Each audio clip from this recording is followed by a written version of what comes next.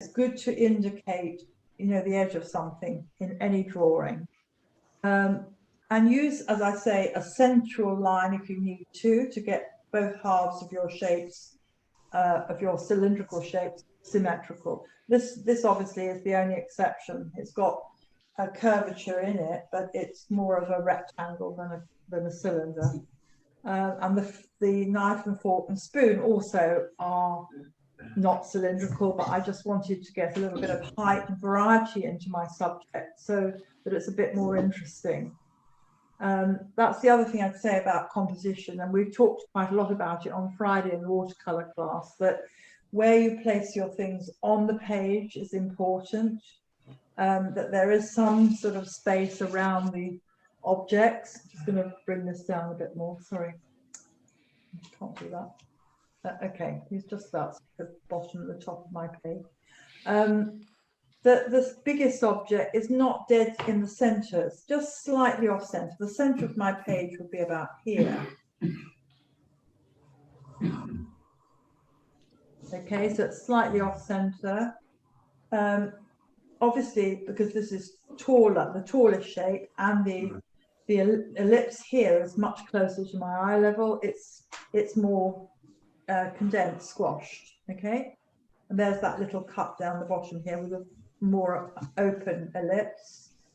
I did draw in the back of this ellipse when I did it, but it's now rubbed out, and here.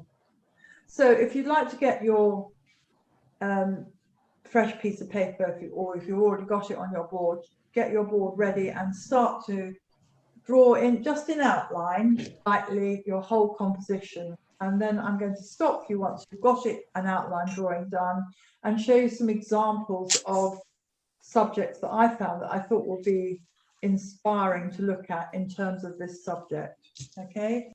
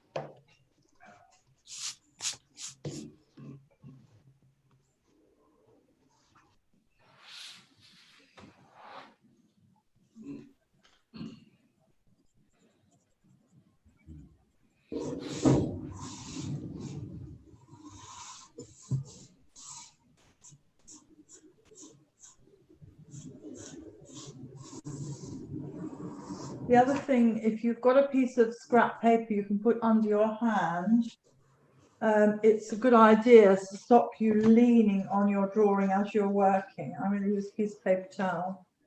So especially Amelia, with your charcoal, it would probably be a good idea to have a bit of paper over your work.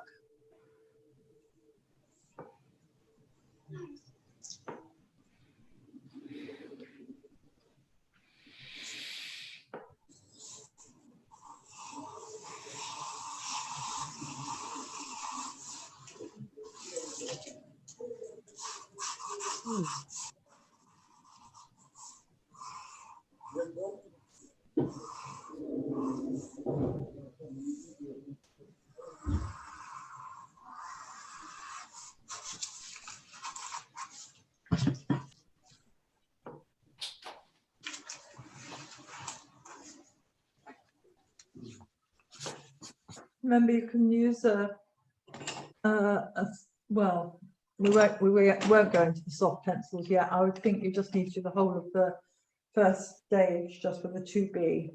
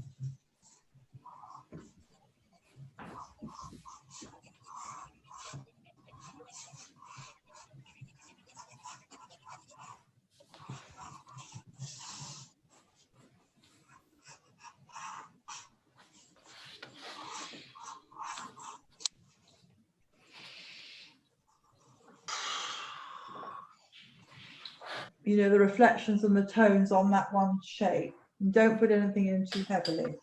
And also consider the surface that it's sitting on. I mean, obviously mine's on a metal tray, so I'm getting reflections there as well. But you could be getting cast shadows if